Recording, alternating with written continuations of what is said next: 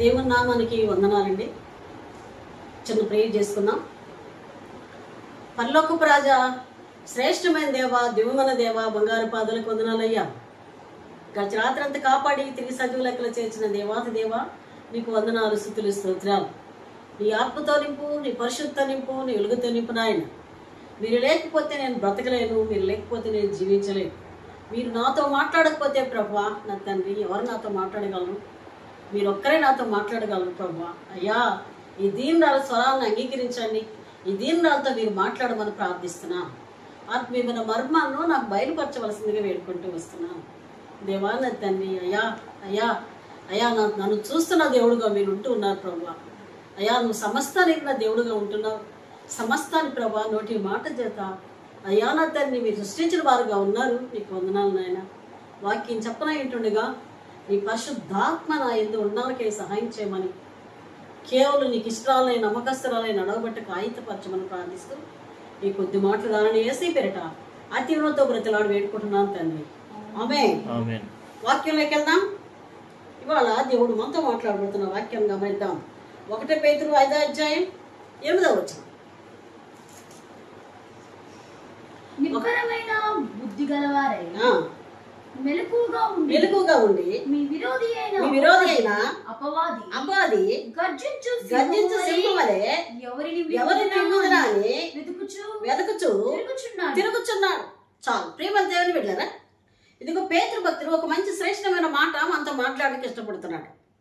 ఇది అందరూ వినవలసినటువంటి మాటలు. ఇది ప్రతి ఒక్కరు కూడా తమ హృదయంలోకి ఆహ్వానించే మాటలు. ఎందుకంటే ఈ లోకం మంది కాదు. ఈ లోకము అశాశ్వతమైంది.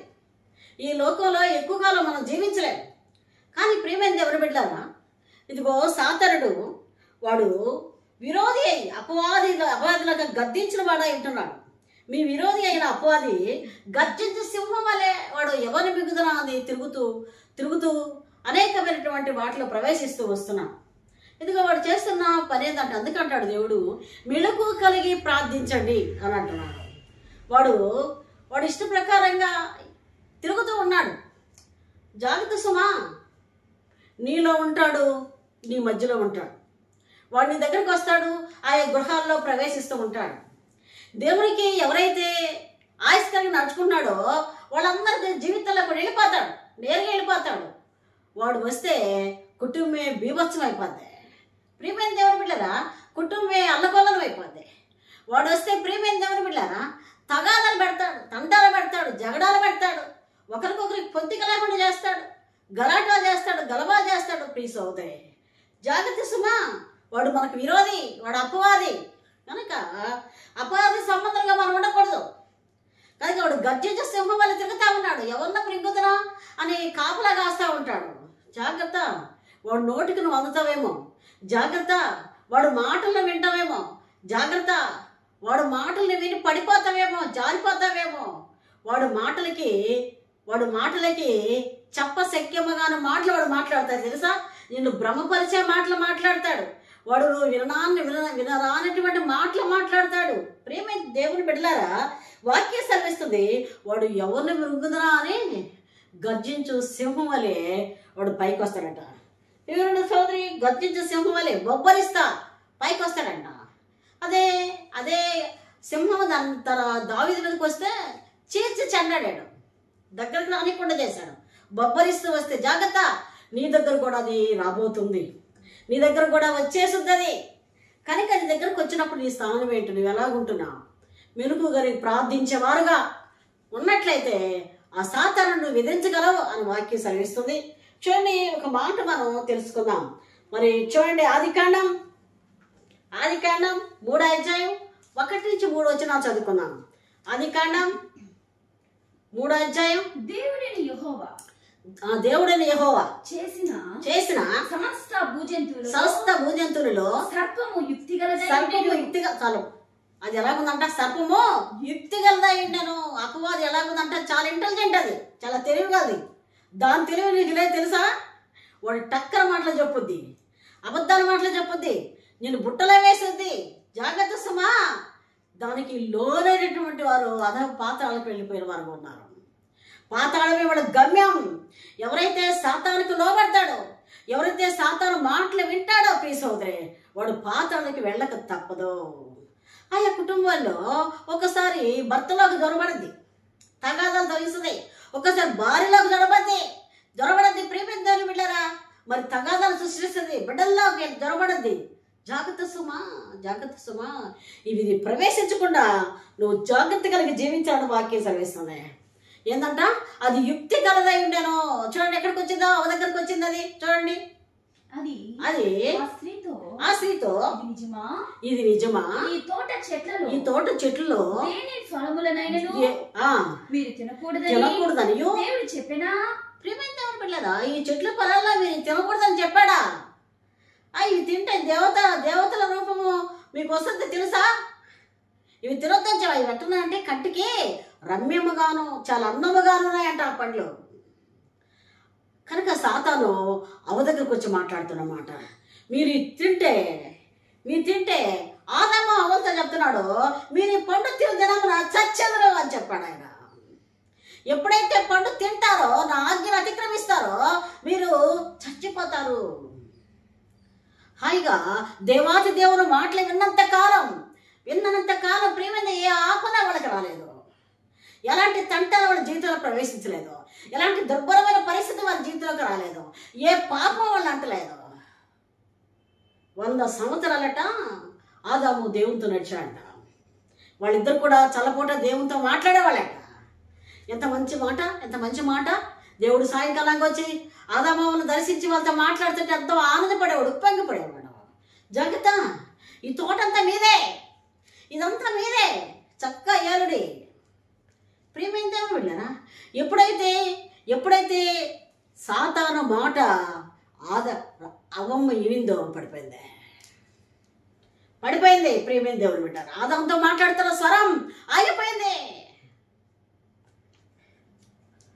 ఏమి చేయలేకపోయాడు. ప్రియమైనటువంటి సోదరుడా, వాక్యం సెలవిస్తుంది, అవ్వ లోనైపోయింది. సాతాను ఉచ్చులోకి వెళ్ళిపోయింది, సాతాను గుహలోకి వెళ్ళిపోయింది, సాతాను నోరులోకి వెళ్ళిపోయింది, సాతాను మాటల విన్నది. ఈ పండు దినమున మీరు చచ్చెదరు అని చెప్పాడు ఆదాముతో దేవుడు. జాగ్రత్త. మనకు కూడా దేవుడు అనేకమైన ఆజ్ఞలు ఇచ్చాడు, అనేకమైన మనకు చెప్పినాడు. వీటిని ధిక్కరిస్తారా, వీటిని ఉల్లంఘిస్తారా, జాగ్రత్త, మీకు పాతాళమే అని చెప్తున్నాడు, మరణమే అని చెప్తున్నాడు. పాపం వల్ల వచ్చే జీతము మరణం అని చెప్తున్నాడు. ఎలాగున్నావు? ఏసైనా ధిక్కరించే వ్యక్తిగా ఉంటున్నావా? పాప మరకంతో జీవిస్తున్నావా? సాతాను చర్యలకు లోనే వ్యక్తిగా నువ్వు ఉంటున్నావా? ఎలాగుంటున్నావు?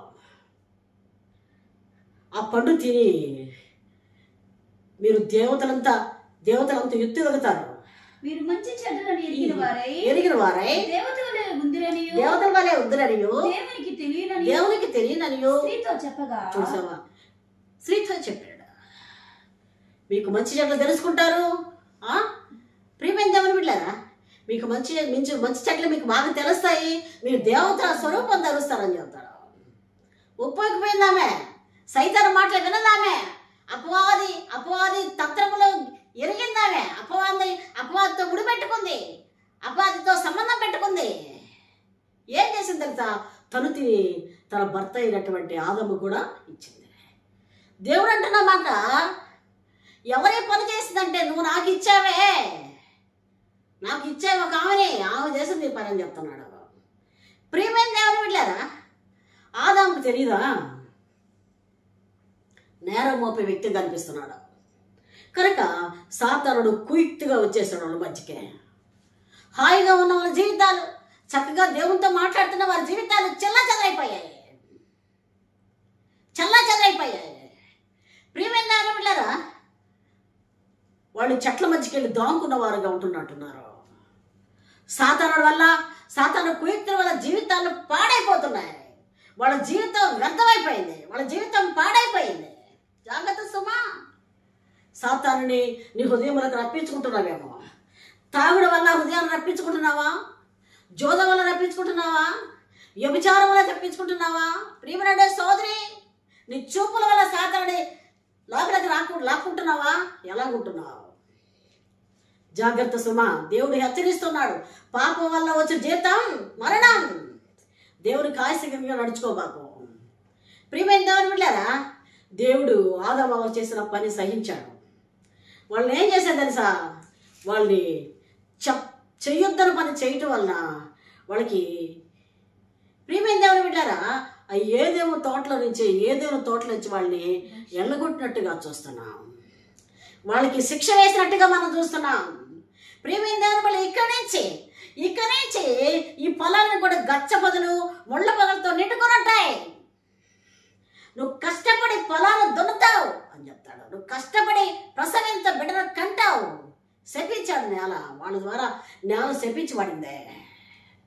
ప్రియమైన దేవుని బిడ్డ, ప్రసవేంతో ఆ రోజు ఇచ్చినటువంటి మాట ప్రకారమే ప్రసవేంత అనేక మంది కంటూ ఉన్నారు. ఒక సర్పం యొక్క కుయుక్త వల్ల వాళ్ళ కుటుంబం విచ్ఛిన్నం అయిపోయింది.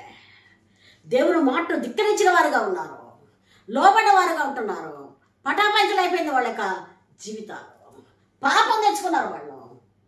వారు తెచ్చిన పాపం నేటి వరకు కూడా అందరినీ కూడా సోకుతూనే ఉంది, అందరినీ కూడా అవలంబిస్తూనే ఉంది. ప్రియ సోదరి, నీ దేవాతి దేవుడు నీకు అడ్డుపడకపోతే నీ పాపం అలాగే నిలిచుండేది. ఆయన వచ్చి నీ యొక్క పాపాన్ని తొలగించిన వాడుగా ఉంటున్నాడు. నువ్వు అపరాధముల చేతను పాపముల చేత చచ్చేవారుగా ఉంటుండగా క్రీస్తు కూడా నేను బతికించబడ్డావు. ప్రియ సోదరి, వాక్యం సాధిస్తున్న మాటలు మనం గమనించినట్లయితే నువ్వు ఎలా ఉంటావు చూడు. కీర్తనకారుడు ఒక మాట అంటున్నాడు. 109వ కీర్తన 2-3 వచనాలు. 109:2-3 వచనాలు. నన్ను చెరపవలనని భక్తిహీనుడు నోరు కపటము గల తమ నోరు తెరచి ఉన్నారు. ప్రియమైన దేవుని బిడ్డలారా, ఎలాగుంది నోరు? ఎలాగుందంట వాళ్ళ నోరు? కపటంగా ఉందట. ఇంకెలాగుందంట?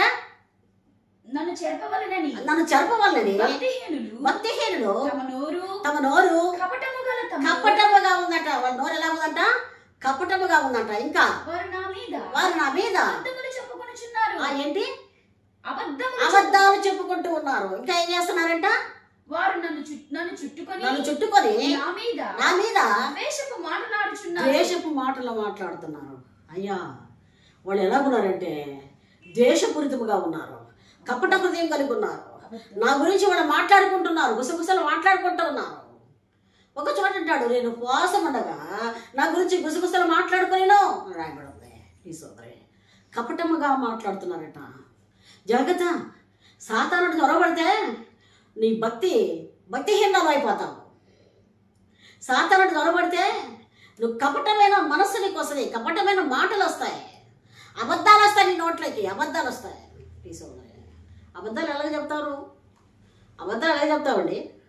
నువ్వు దేవుళ్ళు జీవిస్తూ దేవుళ్ళు ఎదుగుతావు, పొద్దులు లేస్తే అబద్ధాలేనా నీ నోటికి? అబద్ధాలేనా?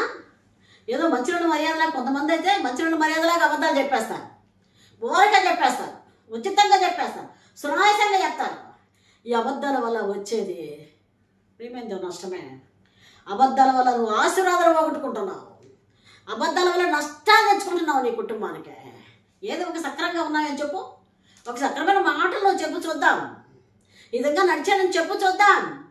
లేదు, నీ మాటలే వంకరటం కదా, నీ మాటలే అబద్ధాలు. ప్రియమైన దేవుని బిడ్డలారా, ఈనాడు అనేక మంది దైవజనులు కూడా అబద్ధాలు తక్కువటువంటి వారుగా ఉంటున్నారు. అనేక మంది విశ్వాసులు కూడా నోరు తెరిస్తే అబద్ధాలు చెప్పేవారుగా ఉంటున్నారు. సరి చేసుకో ప్రియమైన దేవుని బిడ్డలారా. అబద్ధాలు మాటలు విని అవ్వమ్మ పడిపోయింది, అవ్వమ్మతోటి ఆదాము గారు పడిపోయారు. జాగ్రత్త, అబద్ధాల మాటలు విన్నావా, అబద్ధాలు చెప్పావా, నీ కుటుంబం పత్రమే. నీ కుటుంబం పత్రం. ఉన్నది వాస్తవం చెప్పు అమ్మ, చాలు. ఉన్నది వాస్తవం చెప్పు, నీకేం జరిగిందో అది చెప్పు, నీకేది కావాలో అది చెప్పు. అబద్ధాలతో నీకే పని, పక్కవారితో నీకే పని, ఎదురింటి వారితో ఏం పని? నీది నువ్వు చూసుకో ముందు. అబద్ధాలు చెప్పుకో. అబద్ధాలంటే ఆయన అంటాడు, అబద్ధమాడు పెదవులు నాకు హేములట. అబద్ధమాడు పెదవులు యెహోవాకు హేయములు, నాకు అవి ఇష్టం లేదు. ఎలాగున్నావు అని ఎంతగానో కీర్తనకారుడు వాపోతున్నట్టుగా మనం చూస్తున్నాం. అదేవిధంగా మనం గమనించినట్లయితే ప్రియమైన దేవుని బిడ్డలారా, ఆదికాండం 3:6-7 చూద్దాం. ఆదికాండం 3:6 వారు దేవతల వలె ఉందిరని దేవునికి తెలియనని స్త్రీతో చెప్పగా 7-8 స్త్రీ ఆ వృక్షము ఆహారమునకు మంచిదనియు కన్నులకు అది ఎంతో రమ్యమైనదిగా అందంగా ఉందని తినమన్నాడు. వివేకమిచ్చు 12 చూడండి, అది ఇక్కడ 3:12 వచ్చును. నీవు తినకూడదని నేను నీకు ఆజ్ఞాపించిన వృక్షములను తింటివా అని అడిగాను. అందుకు ఆదాము నాతో ఉండుటకు నీవు నాకిచ్చిన ఈ స్త్రీయే ఆ వృక్ష ఫలములు కొని నాకు ఇయ్యగా. దేవుని బిడ్డలారా, ఈ స్త్రీయే నాకు ఇచ్చింది. నువ్వు ఇచ్చావే ఈ స్త్రీనే, ఈవే నాకు ఆ పండ్లు ఇచ్చింది. ఇతరుల మీద ఇప్పుడు నువ్వు చేసిన తప్పు కప్పెట్టుకొని ఇతరుల మీద చెప్పే వ్యక్తులుగా ఉంటున్నావు. మనం ఇతరులకు చెప్పేవారముగా, ఇతరులకి పట్టించే వాళ్ళంగా ఉంటున్నావు. ఎలాగుంటున్నావు? ఆదాము అలాగే పట్టించాడు, ఆదాము అలాగే చేస్తున్నాడు. ప్రియమైన సోదరి వాక్యం సరిస్తుంది. 18వ వచనం ఏమంటున్నాడు? ఆదికాండం 3:18 అది ముళ్ళ తుప్పలను గచ్చపొదలను చాలు. నువ్వు చేసిన పనికి ఏం చేస్తాంటే భూమి గచ్చ పొదలు ముళ్ళ పొదలు మొలిపేస్తా. నువ్వు చేసిన పనికి ప్రశ్న వేదతో బిడ్డలుగా అంటావు. నువ్వు పట్టుతావు పాకుతావు. సిప్పిచ్చేసావు ఆయన. జాగ్రత్త సుమా. ఆ రోజు శిక్షకు గురయ్యారు వాళ్ళు. ఈరోజు శిక్షలు లేవంటావా? ఈరోజు అబద్ధం ఆడినా, దేవునికి ఆశ్చర్యంగా నడుచుకున్నా ఎక్కడికి వెళ్తావో తెలుసా? నువ్వు ఎక్కడికి వెళ్తావు తెలుసా? పాతాళానికి వెళ్ళిపోతావు. ప్రియమైన దేవుడు చదవద్దు కానీ యెహోవా సువార్తలు అంటాడు, 10 అధ్యాయాలు అంటాడు, గొర్రెలు నా స్వరం వింటాయి అని అంటున్నాడు. ఎదట గొర్రెలు ఏం చేస్తాయంట? ఆయన స్వరం వింటాయంట. ఏం లాభం? వీళ్ళు స్వరం విని దేవునికి ఆయాసకరంగా నడుచుకున్నారు. నేడు సంఘాలు, సమాజాలు అనేక మంది ఆయన స్వరం వింటున్నాం, ఆయన మాటలు వింటున్నావు, ఆయనతో నడుస్తున్నావు, ప్రతిరోజు ప్రార్థన చేసుకుంటున్నావు, బైబిల్ లేఖనాలు పఠిస్తూ ఉన్నావు. కానీ నీ అపవాదిని ఎదిరించగలుగుతున్నావా? నీ భక్తి జీవితం ఎలాగుందో ఒకసారి చూసుకోగలుగుతున్నావా? నువ్వు ఎలాగ జీవిస్తున్నావో చూసుకుంటున్నావా? సాతానునికి లోబడే వ్యక్తిగా నువ్వు ఉంటున్నావా? నీ మాటలు ఎలాగుంటున్నాయి? నీ తలంపులు ఎలాగుంటున్నాయి? నీ ఉద్దేశాలు ఎలాగుంటున్నాయి? ప్రియ సోదరే, పైకి భక్తి గలవాడ ఉండి దేవుని శక్తిని ఆశ్రయించిన పరిస్థితులు నీ జీవితంలో కనపడుతున్నాయి. నువ్వు ఎలాగుంటున్నావు? దేవునిలో ఏ విధంగా నువ్వు ఎదుగుతున్నావు? చూడండి, ఇంకో మాట, రెండో మాట చెప్పుకుందాం. న్యాయాధిపతులు 16:16 న్యాయాధిపతులు 16:16 న్యాయాధిపతులు 16:16 ఆమె అనుదినము మాటల చేత అతన్ని బాధిస్తూ తొందర పెట్టుచుండెను. అతని ప్రాణము విసిగి చావుగొరడు. చాలు. ప్రియమైన దేవుని బిడ్డలారా, సాంసోను గురించి చెప్పబడింది ఇక్కడ వాక్యం. సాంసోను దైవికంగా పుట్టినటువంటి వ్యక్తే. సాంసోను దైవికంగా పుట్టాడు. ప్రేమ ఎంతో ప్రార్థన చేస్తే వాళ్ళిద్దరు ఎంతగానో దేవుని గోదారు అడిగితే బిడ్డలు ఇచ్చాడు సాంసోను ఎలాగా ఉండాలో కూడా దేవుడు తెలియపరిచాడు. చాలా భక్తిగా ఉండాలని చెప్పాడు. జాగ్రత్త, ఆయన తల మీదకి మొదలు కత్తి అల్లకూడదని చెప్పాడు. ద్రాక్షాసం పానం చేయకూడదని చెప్పాడు. దేవుడు చెప్పిన రహస్యం అదే. ఆ రహస్యాన్ని ఈరోజు బట్టమై చేస్తున్నాడు. దేవుడు చెప్పిన రహస్యాన్ని, దేవుడు వాళ్ళకి ఇచ్చినటువంటి రహస్యాన్ని సాంసోను ఇప్పుడు బట్టమై చేస్తున్నాడు. ప్రియ సోదరే, జాగ్రత్త. అనేక సార్లు దేవుడిని అనేక విషయాలు మాట్లాడి ఉండొచ్చు, అనేక సీక్రెట్లు చెప్పుండొచ్చు. బట్టమై చేస్తున్నావేమో. జాగ్రత్త. ఎలాగుంటున్నావు? వ్యతిరేకమైన దిశలా ఉంటున్నావేమో. ఆయన ప్రాణము విసిగిపోయిందంట. ఏంటండి? శ్రేష్టమైన బ్రతికినటువంటి ప్రియమైన దేవుని బిడ్డలారా, సాంసోన్ మహాబలాఢ్యుడైన సాంసోన్. ప్రియమైన దేవుని బిడ్డలారా, ఫిలిష్తీయులతో యుద్ధం చేసినప్పుడు ప్రియమైన దేవుడు నీరు కావాలి ప్రభు అన్నప్పుడు లేహి అనే ప్రాంతంలో నీళ్ళు చిమ్మాయి. నీళ్ళు తాగాడు. అయ్యా నాకు వాటర్ కావాలన్నప్పుడు దేవుడు వాటర్ ఇచ్చాడు. అయ్యా ఈ పొలాలను తగలబెట్టాలని 300 నక్కలు తీసుకొచ్చి తగలబెట్టించాడు. ప్రతి మాట విన్నాడు దేవుడు. ప్రియమైన దేవుడు బిడ్డ, దీనిలో చేతిలో పడి ఏమంటున్నాడు తెలుసా? ఏమంటున్నాడు? ప్రాణము విసుక్కున్నాడంట. చావుగారంట. తన ప్రాణం పోతే బాగుండని అనుకున్నాడంట. దేవుళ్ళు నడుస్తున్న దేవుడిచ్చినటువంటి బిడ్డ దేవుళ్ళు నడవాల్సింది పోయి, దేవుడికి ఇష్టంగా నడవాల్సింది పోయి లోకం వైపు వెళ్ళిపోయాడు. సోదరే, లోకం తట్టు చూశాడు. జాగ్రత్త. నువ్వు ఎలాగున్నావేమో. మందిరికి వెళ్ళి వస్తున్నావు, చక్కగా దేవుని పాటలు పాడుతున్నావు, దేవుల్లో జీవిస్తున్నావు. ఎలాగున్నావు? సాతానికి లోబడే వ్యక్తిగా కనిపిస్తున్నావేమో. సాతానని నీ హృదయంలోకి చేర్చుకున్న వ్యక్తిగా కనిపిస్తున్నావేమో. ఒక్కసారి ఆలోచించుకో సోదరే. విసిగిపోయాడంట. బ్రతుకు మీద ఆశ వదులుకున్నాడంట. ప్రియ సోదరే, చివరికి ఫిలిస్తీన్ల చేతిలో పడే ఏమాడు తెలుసా? గుడ్డివాడు ఆయన. కళ్ళు పీకేశారు. ఏంటంట? కళ్ళు పీకేశారు. దేవుళ్ళు ఎదకపోతే, దేవుళ్ళు నువ్వు జీవించకపోతే, దేవుని యందు నువ్వు ప్రియమైన దేవుని బిడ్డ కపట హృదయంతో నువ్వు ఉంటే, మూర్ఖత్వంతో ఉంటే, నువ్వు కూడా గుడ్డివాడువే అయిపోతావు. నువ్వు కూడా గుడ్డి వ్యక్తి అయిపోతావు. ఈ సోదరే ఏం చేశారంట? గానుగును విసిరించారంట. ప్రియమైన దేవుని బిడ్డారా, సంవత్సరం జీవితంలో అన్నీ కూడా బాధకరమైన విషయాలే. దేవుడు తనకిచ్చిన బలాన్ని పోగొట్టుకున్నాడు, శక్తిని పోగొట్టుకున్నాడు, దేవుల్లో జీవించలేకపోయాడు. ప్రియ సోదరి, సంవత్సరం జీవితంలో ప్రియమైన దేవుని బిడ్డారా, దేవుని మరిచిన వాడుగా ఉన్నాడు. తల్లిదండ్రులు చెప్పిన మాటలు మరిచిన వాడిగా ఉన్నాడు. ఎందుకు తెలుసా?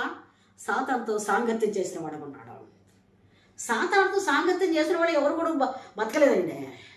ఎప్పుడైతే డేవిడ్తో సహవాసం చేశాడో ప్రాణం పోగొట్టుకున్నాడు, ప్రాణం కోల్పోయాడు.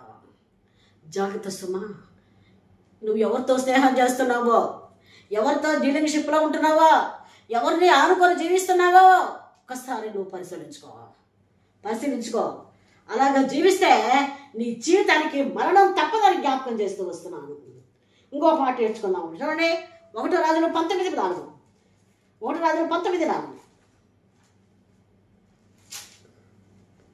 1 రాజులు 19:4. తాను ఒక దిన ప్రయాణం అంతా అరణ్యంలోకి వెళ్ళి ఒక బదిలీ వృక్షం మీద మరణాపేక్ష గలవాడై, యెహోవా నా పితరుల కంటే ఎక్కువవాడు కాను, ఇంత మట్టుకు చాలు, నా ప్రాణము తీసుకో. ప్రియమైన సోదరి, ఇక్కడ ఏరియా మాట్లాడుతున్న శ్రేష్టమైన మాట చూడండి. అయ్యా, ఇంతవరకు చాలయ్యా నా ప్రాణము, ఇంక నువ్వు తీసుకో. నా ప్రాణం వద్దు ఇంకా నాకు. మరణాపేక్ష గలవాడై. ఏంటంట? మరణాపేక్ష. ఎవరైనా? ఏలియా, దేవుని యొక్క బిడ్డ, దేవుని యొక్క ప్రవక్త ఏలియా. ప్రియమైన దేవుని బిడ్డరా, 450 మంది బయలు ప్రవక్తల్ని కరివేల పర్వతం మీద హతాశ చేశాడు, చంపేశాడు. మహాపౌరుషం గల వ్యక్తి. ప్రియమైన దేవుని బిడ్డ తన జీవితంలో అద్భుతాలు చేశాడు, తన జీవితంలో ఆశ్చర్యకాలు చేశాడు, చనిపోయిన వారిని బ్రతికించాడు, అనేకమైన గొప్ప కార్యాలు చేసినటువంటి ఏలియా ఏం మాట్లాడుతున్నాడు? సాతానుడు ప్రవేశించింది ఏలియాలో. ఏం మాట్లాడుతున్నాడు? ఏం మాట్లాడుతున్నాడు? అయ్యా, నా ప్రాణము నాలో నుంచి తీసేసుకో. చదవండి ఆ మాట. ఇంత మట్టుకు చాలును, నా ప్రాణము తీసేసుకో అని ప్రార్థన చేస్తాను. ఇంత మట్టుకు చాలయ్యా, నాకు చాలు, ఇంకా ప్రాణము తీసేసుకో. భయపడుతున్నాడు. ఈరోజు ప్రియమైన దేవుని బిడ్డరా, వాడు ఎవరి దగ్గరకు రాడో, దేవుని బిడ్డల దగ్గరికే వచ్చేది, సంఘం దగ్గరికే వచ్చేది, విశ్వాసం దగ్గరికే వచ్చేది. వాళ్ళు లోపరుచుకోవడానికి వస్తాడు. ఏమండి? మరి ఏలియా, అయ్యా నేను మరణాపేక్ష గలవాడై, ఇంత మటుకు చాలయ్యా, నా ప్రాణం తీసుకో. ఆ యజబేల్తో నేను ఆగలేనయ్యా, ఆ యజబేల్తో నేను ఉండలేనయ్యా, వద్దయ్యా. మరణాపేక్ష భయం కలిగిన వాడయ్యా. భయపడద్దు దేవుని బిడ్డ, నువ్వు దేవుని భయపడద్దు. నువ్వు భయపడకము, జడకము, నేను నీకు తోడుగా ఉన్నాను యెహోషువ అంటాడు. భయపడకో, ఆయన నీకు తోడుగా ఉంటాడు, ఆయనతో ఉంటాడు. అపవాదిని ఎదిరించో. అపవాదిని ఎదిరించడానికి శక్తిని కోల్పోవాకు, బలహీనుడు కావాకో. వాడి దగ్గరకు వస్తాడు. బలహీనుడు కావాకో. ఎలాగున్నావు? ఒకరోజు రాత్రి మేము మా పిల్లలతో, మా పాస్టర్ గారితో ఒకసారి నిద్రపోతున్నాం, పండుకోను. ఒక నైట్ సాతానుడు మా దగ్గరికి వచ్చాడు. మా పాస్టర్ గారు లేపి వెళ్ళిపోయాడు. ఆయన నన్ను లేపావా అన్నాడు. నేను లేపదయ్యా, నేను లేపలేదయ్యా అన్నా. తర్వాత నా దగ్గరికి వచ్చాడు, తట్టాడు, నన్ను లేపాడు. నేను ఆయన నన్నేమో లేపావా? అపవాది అని గ్రహించాం. వాడు అపవాది అని గ్రహించాం. వెంటనే ప్రియమైన దేవుని బిడ్డలారా, మోకరిల్లి ప్రార్థించుకొని పడుకున్నాం. కనుక వాడు ఎవరిని కూడా వదిలిపెట్టడాడో. ఎంత భక్తిగా ఉన్నా, నువ్వు ఎంత దేవుల్లో జీవిస్తున్నా వాడు వదలడు. కానీ ఎదిరించే శక్తి నీలో ఉండాలి. ఎదిరించే శక్తి నీలో ఉండాలంటే నీ జీవితంలో ఏముండాలి? ప్రార్థన ఉండాలి. మరి ప్రార్థన చేసుకున్న వ్యక్తిగా అనిపిస్తున్నావా? నువ్వు ప్రార్థనలో ఉంటున్నావా? ఎదుగుతున్నావా? దేవుని ప్రార్థిస్తూ ఉన్నావా? ప్రియమైన దేవుని బిడ్డారా, జాగ్రత్త సుమా. నువ్వు మౌనిగా అంటే కుదరదు. ఎలా పడ్డావు? ఏలియా ఎంతగానో విచారపడినవాడుగా, దిగులు పడినవాడుగా ఉంటుండగా మనం చూస్తున్నాం. ఇంత మటుకు చాలయ్యా, నా ప్రాణం తీసుకో అని అంటున్నాడు. సాతానుడు ప్రవేశం అలాగే ఉంటుంది. ప్రాణాన్ని విసిగిస్తాడు. ఎవరి దగ్గరకు ఓడండి వాడు? ఎవరైతే దేవుళ్ళు అడ్డుకొని ఉంటాడో వాడి దగ్గరికి వస్తాడు. వాడికి పడదొరడానికి ఈజీగా వాడు పడదొరేస్తాడు. జాగ్రత్త. వాడు తంత్రాలు మంత్రాలు ఎరగని వారం కామ పౌరు గారు అంటారు.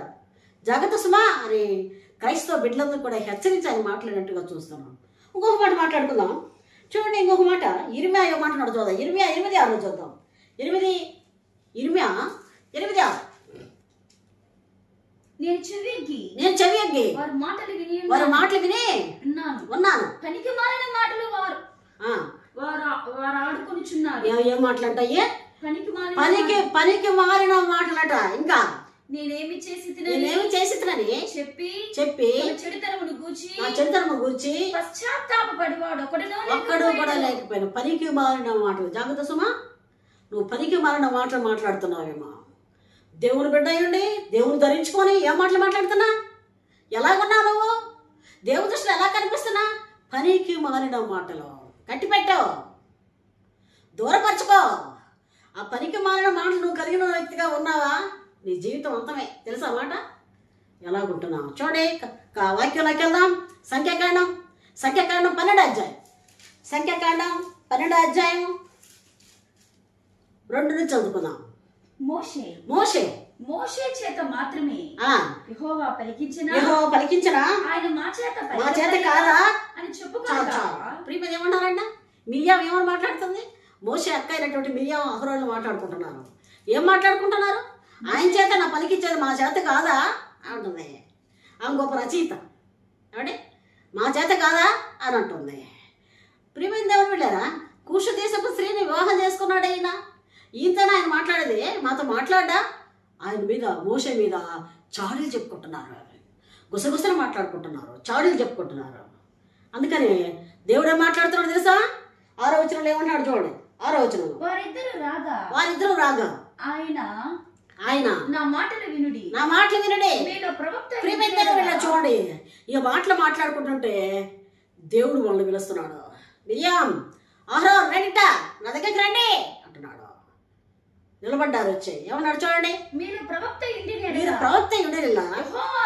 యెహోవానగు నేను సెలవిచ్చి దర్శనమిచ్చి అతను నన్ను తెలుసుకున్నట్లు కలలో అతనితో మాట్లాడుతున్నావు.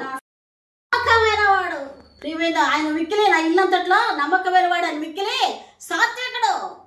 సోదరే, ప్రియమైన దేవుని బిడ్డలారా, వాళ్ళ అన్న చెల్లెలు అన్న అక్క మాట్లాడుకుంటుంటే దేవుడు విని మోషే మీద మాట్లాడుకుంటూ ఒప్పుకోట్లా. ఏం మాట్లాడుకుంటున్నారు మీరు? ఎవరు అనుకుంటున్నారు మీరు? మోషేని ఎవరు అనుకుంటున్నారు? నా ఇల్లంతట్లో నమ్మకమైన వాడు, ఆయన మిక్కిలి సాత్వికుడు. ఏమనుకుంటున్నారు మీరు? జాగ్రత్త సుమా. నేడు దినాల్లో ప్రియ సోదరి, నువ్వు ఏ సాడీ చెప్తున్నా? నీ పక్కన గురించి ఏం చెప్పుకుంటున్నా? ఎవరితో ఏం మాట్లాడుతున్నా? నీ వాళ్ళ గురించి నువ్వేం చెప్పుకుంటున్నా? నువ్వు ఎలాగున్నావు? ఏ విధంగా ఉంటున్నావు? ఏం మాట్లాడుతున్నావు? ఏం చెప్తున్నావు? ఏ గుసగుసలు మాట్లాడుతున్నావు? ఏం చెప్పుకుంటున్నావు? దేవుడు చూస్తున్నాడు సుమా. భయం కలిగి జీవించినవు, దేవునికి వణుకు కలిగి జీవించినవు. ఏమన్నాడు మిరియాంతో? ఏం మాట్లాడుకున్నారు మీరు? ఏం మాట్లాడుకున్నారు? మోషే ఎవరు అనుకుంటున్నారు? నా ఇల్లంతట్లో నమ్మకమైన వాడు. ఆయన ఏమని చెప్పుకున్నారు? అందుకంటే నా నిర్గమకాండంలో ఒక మాట రాయబడింది. ఆయన మాట మనం గమనించినట్లయితే చదవద్దుగా. నిర్గమకాండం 2:11 అంటున్నాడు. నిర్గమకాండం 2:11 త్వరగా. ఆ దినములలో మోషే పెద్దవాడై తన జనుల ఎద్దుకు పోయి వాడి భారములను చూచి చాలు. ప్రియమైన దేవుని బిడ్డలారా, ఇశ్రాయేలు ఐగుప్తు దేశంలో ఉన్నప్పుడు అక్కడికి వెళ్ళి ఆయన వాళ్ళ భారాలను చూశాను అని రాయబడింది.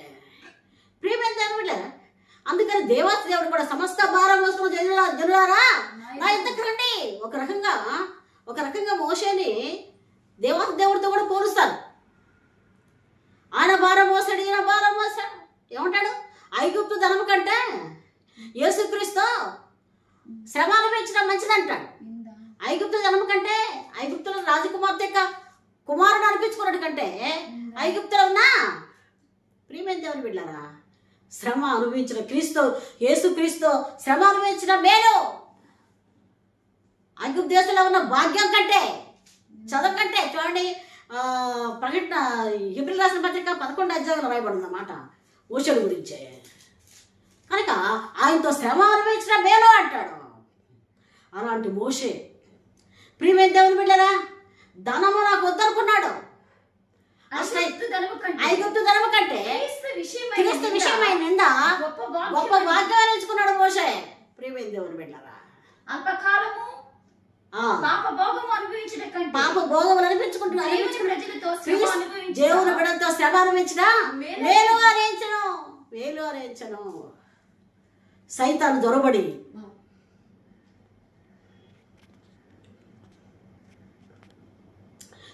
దొరబడి ప్రేమైన దేవుని బిడ్డ మరి మిరియాములో అహరోనుతో మాట్లాడుతుంది. దేవుడు విన్నాడు. ఏం మోషే అంటే ఏమనుకుంటున్నారు మీరు? మోషే నా యొక్క బిడ్డ, మోషే నా సేవకుడైన, మోషే నేను చెప్పిన మాటలు విన్నవాడు. ఐగుప్తు ధనము కంటే క్రీస్తు యేసు శ్రమ అనుభవించిన మేలు అనేంచను అని రాయబడింది. అలాంటి మోషను గురించి మీరు మాట్లాడుకుంటారా? అలాంటి మోషను గురించి ధిక్కరించుకుంటారా? తర్కించుకుంటారా? ఏమనుకుంటున్నారు మీరు? నీకు కుష్టి కలుగును గాక అనేసాడు. కుష్టి వచ్చేసింది. జాగ్రత్త సుమ, ఆయన బిడ్డలతో చెలగాట మాడబాకండి. నాగుపాముతన్నా చెలగాట మాడవచ్చు, కానీ దేవుని బిడ్డలతో చెలగాట మాడకూడదట. చెలగాట మాడబాకండి, దేవుని సేవకులతో చెలగాట మాడబాకండి. వెంటనే కుష్టి కలుగును కాకన్నాడు. కుష్టి వచ్చింది. అబద్ధాలు చెప్పే వ్యక్తిగా ఉంటున్నావా? టక్కర్ చెప్పే మాటల వ్యక్తిగా ఉంటున్నావా? ఇతరుల మీద సాటి చెప్పే వ్యక్తిగా ఉంటున్నావా? అపవాదిని శోధిస్తున్నాడా? అపవాదిని నాకు చేస్తున్నాడా? జాగ్రత్త సుమా, నువ్వు ఎలా కనిపిస్తున్నావు?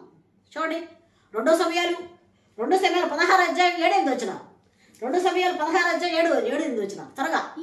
ఈ షిమి నరహంతకుడా, దుర్మార్గుడా, చీపో, నీవేళ వలనని నీవు వెళ్ళగొట్టిన సౌలు ఇంటి వారిని హత్యను యెహోవా నీ మీదకు రప్పించి యెహోవా నీ కుమారుడైన అబ్షాలోము చేతికి రాజ్యమును. చాలు ప్రియమైన దేవుని బిడ్డలారా, షిమి అని అతను దావీదుని తిరుగుతా ఉన్నాడు. ఏమంటాడమ్మా? చీపో అని, దుర్మార్గుడా, చాలు నరహంతకుడా అంటున్నాడు. చూసావా, సైతాను షిమి చేతిలోకి వెళ్ళిపోయింది. షిమిని పట్టుకుంది. గొప్పవాడగాడు దావీదుని ఇష్టం వచ్చినట్టు మాట్లాడుతున్నాడు. నువ్వు సౌలు చెప్పినవాడు నువ్వే, యోనాతాను చెప్పినవాడు నువ్వే. ఇదిగో అందుకనే నీ కుమారుడైన అబ్షాలోం అరణ్యానికి నేను తరివేస్తున్నాడు. సాతానుడు ప్రవేశించి తండ్రి కొడుకుల మధ్య తగాదాలు ఏర్పాటు చేశాడు. జాగ్రత్త సుమా, నేటి దినాల్లో అటువంటి లేవనుకుంటున్నారా? తల్లి కుమార్తెల మధ్య, తండ్రి కుమారుల మధ్య, అక్క చెల్లెల మధ్య, అన్న చెల్లెల మధ్య, ప్రేమేంత బంధు వర్గాల మధ్య తగాదాలు ఎవరుకుంటున్నారా? కంపల్సరీగా ఉన్నాయి. సాతానుడు తెచ్చే సమస్యలు ఇవే. నీ కుటుంబాన్ని చక్కబెట్టుకోవాలన్న ఆలోచన ఉందా లేదా నీకు? నీ కుటుంబాన్ని సరి చేసుకోవాలన్న ఆలోచన ఉందా లేదా నీకు? నువ్వు ఎలాగుంటున్నావు? తగాదాలు తంటాలు తెచ్చే వ్యక్తిగా ఉన్నావా? తగాదాలు తెచ్చే బిడ్డగా నువ్వు ఉంటున్నావా? అదే దేవుడికి నేర్పించింది, అదే దేవుడికి చెప్పింది. తీసోదరే, షిమి ఎవరో కాదు, సౌలు యొక్క కుటుంబీకుడే. ప్రియమైన దేవుని బిడ్డలారా, సౌలు కుటుంబాన్ని ఏ విధంగా చూశాడో దావీదు షిమికి బాగా తెలుసు. రెండోసారి దావీదు రాజు అయిన తర్వాత, రాజు పరిపాలనకు వచ్చిన తర్వాత షిమి తన తప్పును క్షమించమని అడిగితే క్షమించిన వాడుగా ఉన్నాడు. దావీదు క్షమించాడు, కానీ సొలొమోను రాజు కాలంలో షిమిని క్షమించిన తలని ఖండించేశాడు. కనుక ఆ యొక్క సొలొమోను రాజు అంటాడు, నా తండ్రి దేవుని ఎంత భక్తిగా ఉన్నాడో, ఎంత భక్తిగా జీవించాడో, ఒక పెద్ద రాజు అయి ఉండి ఆయన పరిపాలన ఏంటో, ఆయన పరిపాలించిన గొప్పతనం ఏంటో, ఏ విధంగా ఉన్నాడో అనేది నువ్వు తెలుసుకోకుండా నా తండ్రిని తిట్టావు, నీ తల ఖండించబడు కాక. జాగ్రత్త సుమా, పెద్ద చిన్న లేకుండా మాట్లాడుతున్నావేమో, ఇదిగో జాగ్రత్త లేని స్థితిలో ఉంటున్నావేమో, ఈ మాట అనొచ్చా అనకూడదని పరిస్థితుల్లో ఉంటున్నావేమో. సోదరి, నువ్వు దేవుని బిడ్డగా చదవబడుతావు, అక్కసారితోనూ కక్షతోనూ కార్పణతోనూ జీవిస్తున్నావేమో. జాగ్రత్త, నువ్వు ఎలాగున్నావు ఒకసారి జ్ఞాపకం చేసుకో. చూడండి, ఇంకో మాటకి వెళ్దాం. ఇంకో అపోస్తల కార్యం 5వ అధ్యాయం, అపోస్తల కార్యం 5వ అధ్యాయం 1-5 వచ్చిన త్వరగా. అననీయ అని ఒక మనుషుడు తన భార్య అయిన సప్పీరాతో ఏకమై ఇప్పుడు చాలు. అననీయ ప్రియమైన దేవుని బిడ్డలారా, భార్యతో పొలం అమ్మేసి వచ్చి పేతురుతో మాట్లాడుతున్నాడు. పొలంలో వచ్చినటువంటి డబ్బులు దశమభాగం తీసుకొచ్చి చరాసలు తీసుకొచ్చి అక్కడ ఇస్తున్నాడు. ఇంతకు అమ్మారా మీరు? అయ్యా ఇంతకేనయ్యా. అప్పుడు పేతురు అననీయ నీ భూమి వెలలో కొంత దాచుకొని పరిశుద్ధాత్మను మోసగిస్తున్నావు. ఎందుకు నేను ప్రేరేపణ కాల్చింది సాతాను? నువ్వు కొంత దాచుకొని తీసుకొచ్చి ఇస్తున్నావు. సాతాను ఎందుకు నేను ఇలాగా చేసింది? ఎందుకంటే చేసావు అననీయ? ఇప్పుడే నువ్వు చస్తావు. వెంటనే చనిపోయిన వాడుగా ఉన్నాడు. మనుషుల్లో కాదు, దేవునితోనే అబద్ధం ఆడుతున్నావు. ఎవరితో ఆడుతున్నావు నువ్వు? జాగ్రత్త, మనుషులకే నేను అబద్ధాలు అనేది, మనుషులతోనే కదా నేను అబద్ధాలు చెప్పేది, మనుషులతోనే కదా అని అనుకుంటున్నావా? నువ్వు దేవునితో ఆడుతున్నావు సంగతి మర్చిపోతున్నావు. దేవునితో అబద్ధాలు చెప్తున్నావు సంగతి మర్చిపోతున్నావు. ప్రియ సోదరే, ప్రియమైన దేవుడు బిడ్డారా, తల భార్య వచ్చింది ఇప్పుడు. ఆమె కూడా భర్తలాగానే అలాగనే చెప్తుంది, అంతే కదా. భార్య భర్తలు అలాగనే చెప్తారు కదా, అలాగనే చెప్తుంది ఆమె కూడా. నువ్వు కూడా ఎందుకు దేవుని అవమానపరచడానికి పని చేస్తున్నారు? మీరు పరిశుద్ధాత్మను ఎందుకు దుఃఖపెడుతున్నారు?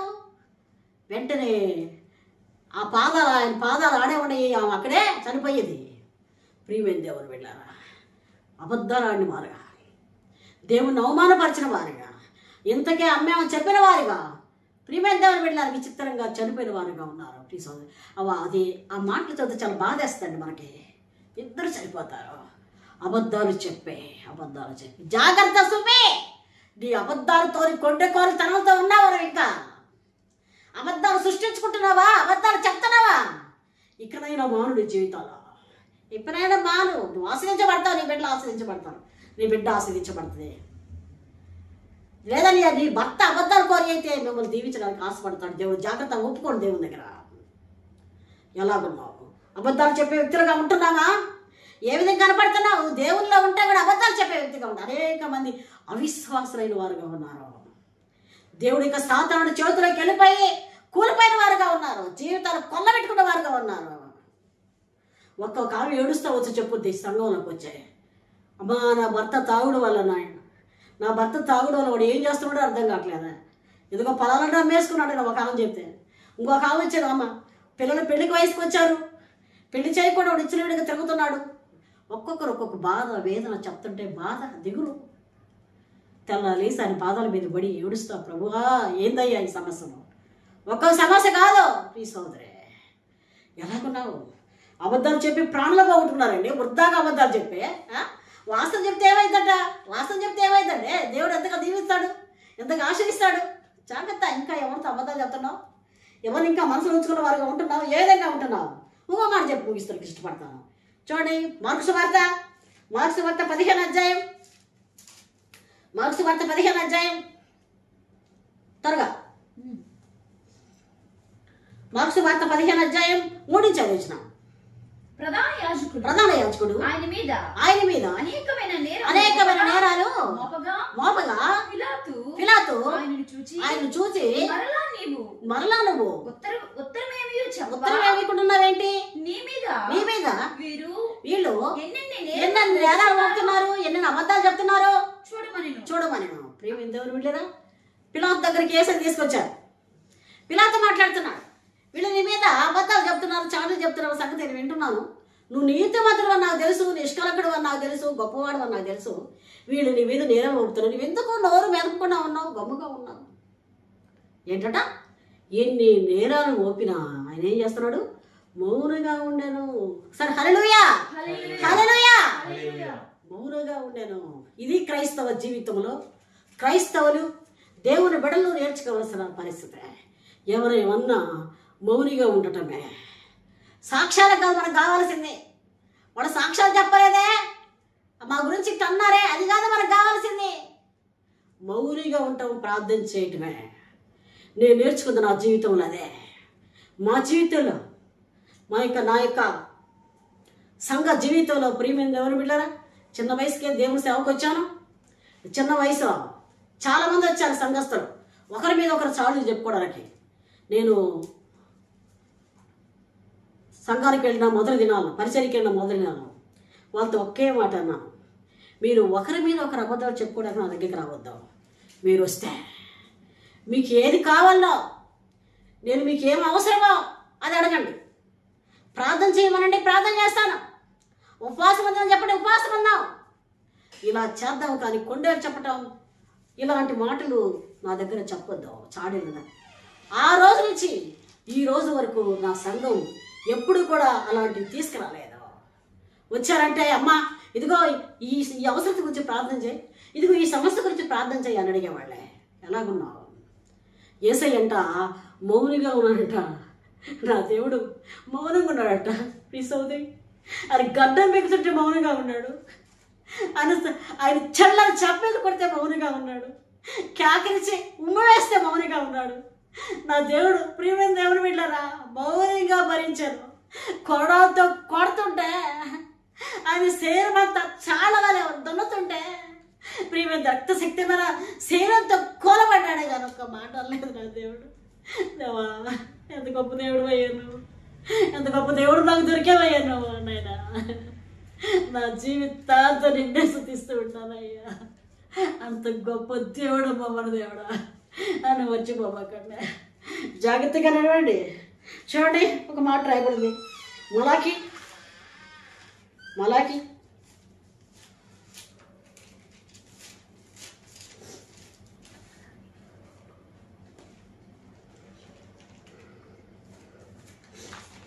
మలాకిలో ఒక మాట అంటాడు, చూద్దాం. మలాకి 3:16 మలాకి 3:16 చదుదాం. మలాకి 3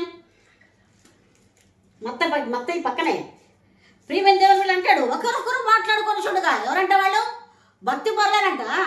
ఒకరొకరు మాట్లాడుకొని చూడగా 3:16 అప్పుడు యెహోవా భయభక్తులు గలవారు ఒకరితో ఒకరు మాట్లాడుకొని చూడగా యెహోవా చెవి ఎగ్గి ఆలకించెను. చాలా యెహోవా చెవి ఎగ్గి ఆలకించెను. ఎవరంట వాళ్ళు? దేవుని భక్తి పరులే. ఒకరొకరు మాట్లాడుకుంటుంటే వింటున్నాడంట. భక్తి పరులే మాట్లాడుకుంటుంటే వింటుండే, భక్తిహీనులు మాట్లాడుకుంటుంటే వింటలేదా? పొలాలకు వెళ్తున్నావు, పొలంలో అయ్యి కోయడానికి వెళ్తున్నావు, ఏం చేస్తున్నావు అక్కడ?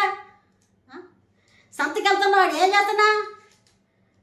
ఎలాగున్నావు?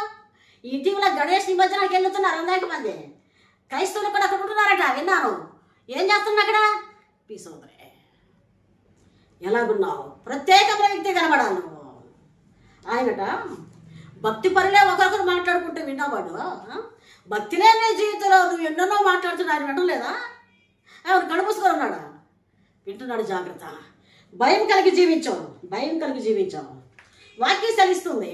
చూడండి, యాకోబు రాసిన పత్రిక 1:26. యాకోబు రాసిన పత్రిక 1:26.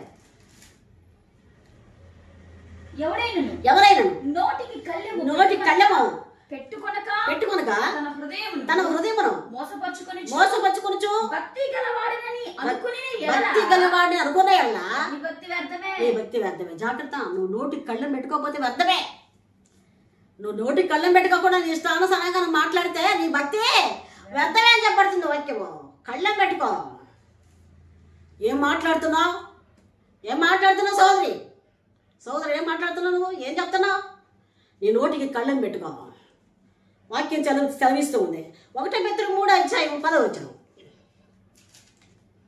జీవమును ప్రేమించి మంచి దినములు చూడగోరు వాడు చెడ్డదాన్ని పలుకకుండా తమ నాలుకను అదే చెడ్డ మాటల మాలకు కూడా నీ నాలుకను కపటమైన మాటల మాలకు కూడా నీ పెదవులను కాచుకోవాలి. జాగ్రత్త సుమా, ఇవి నీ జీవితంలో జరగాలని వాక్యం సెలవిస్తుంది. యాకోబు రాసిన పత్రిక 3:6. నాలుక అగ్నియే, నాలుక మన అవయవములో చిన్నదే, ప్రపంచాన్ని సర్వ శరీరమునకు మాలిన్యమును కలుగు చేయొచ్చు. నాలుకంట చిన్నదంట. ఈ చిన్న నాలుకే అడవంతా చుచ్చిపెట్టదంట, కుటుంబాలను చుచ్చిపెట్టదంట. ప్రకృతి చక్రము చుచ్చుపెట్టినది. ఏం వదినా అలాగ అంట కదా, ఇదిగో ఈ పక్కింటో చెప్పింది అంట కదా, అలా అంట కదా, ఇలా అంట కదా చెప్పుకొని వాళ్ళ పత్తా కూడా చేస్తారు. వాళ్ళ కుటుంబాన్ని నాశనం చేస్తారు. భార్య భర్తలకి సంబంధం లేకుండా, బిడ్డలకి సంబంధం లేకుండా చేస్తారు. నీ నోటి వల్లే, నీ నోటి దురద వల్లే. సోదరి, ఏం చెప్పుకుంటున్నావు? దేవుని బిడ్డగా చలామణవుతావు. దేవుళ్ళు జీవిస్తున్నా, వాక్యాలు ఏంటున్నా, ఎలాగున్నా నీ యొక్క నాలుక అగ్గియే. ఈ నాలుకట, ఈ నోరులో నుంచి నాలుగు గబగబ వస్తుందంట.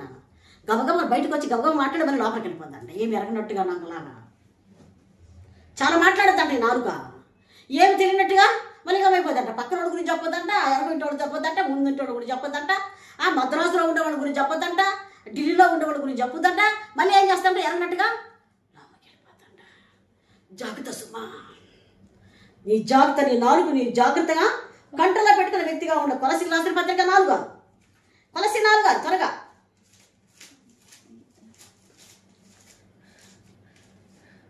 కొలసీలు రాసిన మనిషికి ఎలాగూ ప్రత్యుత్తరం ఇయ్యవలెను అది మీరు తెలుసుకొనుటకై మీ సంభాషణ ఉప్పు వేసిన చాలు. ఎలాగంటే మీ సంభాషణ ఎలాగ ఉండాలంట, ఉప్పు వేసినట్లుగా ఎల్లప్పుడూ బలిష్టవాడు. నాకు ఈ మాట అంట, ఎలా ఉండాలి మన సంభాషణ?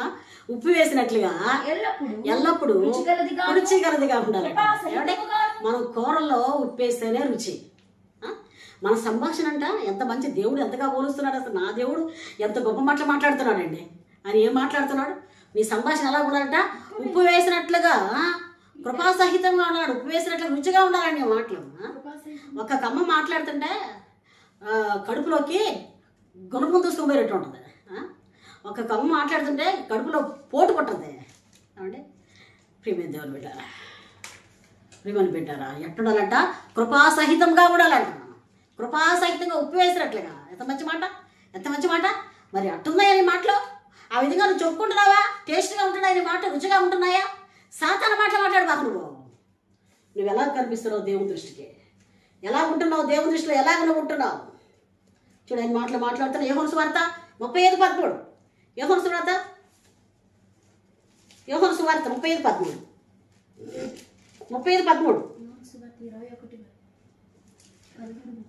ప్రియమైన దేవుని బిడ్డలకు ఒక మాట మాట్లాడుకుందాం. మత్తయి సువార్త 12:36.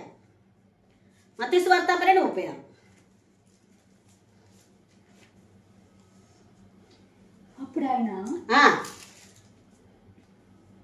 నేను మీతో చెప్పున్నది ఏమనగా మనుషులు పలుకు వ్యర్థమైన మాటలకు విమర్శనానా లెక్క చెప్పాలి. నువ్వు మాట్లాడే ప్రతి ఒక్క మాటకు ఒక దినం అనేది రాయబడింది నీ జీవితంలో. ఆ దినం లెక్క చెప్పాలి. నీ మాట ఊరికే ఉంటే కాదు, తమాషా కాదు, దేవుడితో ఎగతాడుతాను కదండి. నీ మాటలు ఎలా ఒక దినం రాబోతుంది. ఆ దినాన నువ్వు నిలబడాలి. నువ్వు మాట్లాడే ప్రతి ఒక్క మాటకు సమాధానం చెప్పాలి. నువ్వు ఎలాగుంటున్నావు? సామెతల గ్రంథం 6:2 చూడండి. సామెతల గ్రంథం 6:2. ఇంకొంచెం చెప్పి 2 మాటలు చెప్పి ముగిస్తారు. నీ నోటి మాటల వలన నువ్వు చిక్కుబడి ఉన్నావు. నీ నోటి మాట వలన కట్టబడి నీ నోటి మాట చిక్కుబడక పక్కింటోడితో నువ్వు మాట్లాడి పక్కింటోడితో తగాదా పెడుతుంది. వాళ్ళు వచ్చి నిన్ను అడిగితే నువ్వేం చేస్తా? చిక్కుబడక ఏం చేస్తా? నువ్వు చిక్కుపడితే నీ నోటి మాట వల్ల నువ్వు చిక్కుపడితే, నీ నోటి మాట వలన నువ్వు పట్టబడితే, నువ్వేనా అర్థమైపోయాడా? నువ్వే చెప్పావని అర్థమయ్యా, నువ్వే అని తెలిపోతువి. జాగ్రత్త సుమా, నీకేం పని అండి దేవుని బిడ్డకే? నీకేం పని? ఇతరులతో నీకేం పని? నీ దేవుడు నీకు లేడా? ఆయనతో మాట్లాడుతూ కూర్చో. ఆయనలో ఉండు, ఆయనలో జీవించు. నువ్వు ఎలాగున్నావు? సామెతల గ్రంథం 15:28 సామెతల గ్రంథం 15:28 త్వరగా. నీతిమంతుని మనసు యుక్తమైన ప్రత్యుత్తరం ఇచ్చుటకు ప్రయత్నించును. భక్తిహీనుల నోరు చెడ్డ మాటలు కుమ్మరించును. అది భక్తిహీన నోరు ఏం మాట్లాడుతుంట? చెడ్డ మాటలు. దేవుడు నువ్వు ఈ మాటలు మాట్లాడాలని ఇష్టపడ్డాలి. ఆయన నువ్వు భక్తిగా ఉండాలని జీవిస్తున్నాడు. చెట్టుకు మంచి ఎత్తకు అతకపోద్దో అలాగే నువ్వు దేవునితో అతకబడిన వ్యక్తిగా ఉంటే ఈ మాటలు రావచ్చుమా, ఈ మాటలు ఇలా ప్రవేశించవచ్చుమా. నువ్వు ఎలాగున్నావు? నువ్వు ఏ విధంగా ఉంటున్నావు దేవుని దగ్గర? ఎలాగ నువ్వు జీవిస్తున్నావు దేవుని దగ్గర? ఇక్కడ రాయబడింది. నీ మాటలంట కొద్దిగా ఉండాలంట. ప్రసంగిలో 5:2 చూడండి. ప్రసంగి 5:2. నువ్వు దేవుని సన్నిధిలో అనాలోచనగా పలుకుటకు నీ హృదయం త్వరపడియక నీ నోటిని కాచుకోము. దేవుడు ఆకాశమందున్నాడు, నీవు భూమి మీద ఉన్నావు. కనుక నీ మాటలు అది వాకి అది కావాలి నాకు. నీ మాటలు ఎలా ఉండాలా? కొద్దిగా ఉండాలట. కొద్దిగా విస్తారమైన మాటల ద్వారా దోషము రాక తప్పదు కనుక నీ ప్రసంగి కనుక ఏమన్నాడు? నీ మాటలు కొద్దిగా ఉండాలి అంటున్నాడు. కొందరు నోరు అంటే పెద్దగా ఉంటుందట. ఆ నోరు తగ్గించుకుంటున్నాడు దేవుడు. పెద్దగా మాట్లాడటం, పెద్దగా రంకిలాయిటాడు జీవితంలో ఉందేమో. చర్చికి వెళ్తానా నీకు అయ్యాం పనులేండి పెద్దగా మాట్లాడేది, రంకిలేసేదే. అవి దూరపరుచుకొని చెప్తున్నాడు. సామెతల గ్రంథం 15:20 చదివారా?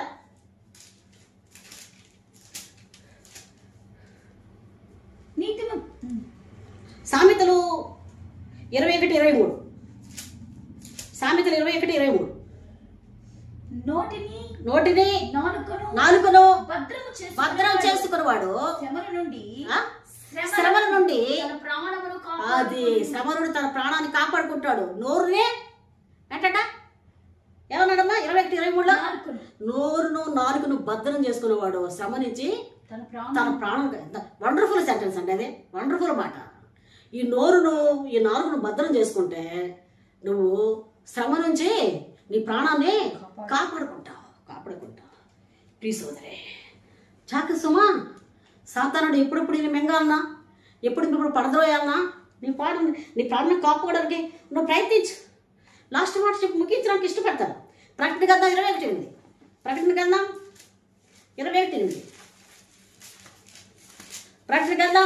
21:8. పిరికివారును విశ్వాసులను అవిశ్వాసులను అసహ్యులను నరహంతకులను వ్యభిచారులను మాంత్రికులను విగ్రహారాధికులను అబద్ధికులందరూ అగ్ని గంధకములతో మండు గుండములో పాలు పొందుదురు. ఎందుకే మాటలు చదివించానంటే ఇందులో పిరికివారన్నా అవిశ్వాసులన్నా అసహ్యులన్నా రహంతకులన్నా వ్యభిచారులన్నా మాంత్రికులన్నా విగ్రహం సరే అది తీసేయండి. ఇక్కడ ఒక మాట జోడించి రాస్తున్నాడు. అబద్ధికులు ఎవరంటే వాళ్ళు? అబద్ధికులు కూడా అగ్నికి వెళ్తారట. అసలు నాకు ఆ మాట చదివితే నిజంగా చాలా బాధ అనిపించింది. అబద్ధికులు కూడా అగ్ని మట్టానికి ఆహుతి కాబోతున్నారు. జాగ్రత్త. ఏందో అబద్ధం అంటే తీసేసే మాకు. ఏదో ఇతరులకు అబద్ధం చెప్పి నీ పాటలు నువ్వు ఏదో తెలియనట్టుగా ఉండవాకు. వాళ్ళ కుటుంబాలు చిచ్చులు పెట్టి నువ్వు నీ ఇష్టాల ప్రకారంగా మౌనంగా ఉండమాకు. ఉదయం లేస్తే ఒకటే మన అబద్ధాలు చెప్పాకు. ప్రియమైన దేవుడు బిడ్డ, ఎలాగుంటున్నావు? అబద్ధం చెప్పే వ్యక్తిగా అనుకుంటున్నావా? ఒకసారి ఒక ఆమె ఎప్పుడు కూడా నా దగ్గరకు వచ్చి ఎప్పుడైనా నా దగ్గరకు వచ్చి, పాస్టర్ గారు కూర పొయ్యి మీద ఉంది, ఇంకా కూర ఉడకలేదు, ఏమన్నా కూర అంటే పెట్టవా? రోజు వచ్చుద్ది ఆమె. అలాగని పెట్టేదాన్ని. కానీ ఉత్తరే పొయ్యి మీద చేపల కూర ఉడుకుతుంది, మాంసం కూర ఉడుకుతుంది అని చెప్పుద్ది. ఉత్తమాట్లే అబద్ధాలు చెప్పటం. ఈ విధంగా అబద్ధాలు చెప్పడం వల్ల ఏమొచ్చింది తెలుసా? క్యాన్సర్. టీబీ వచ్చింది.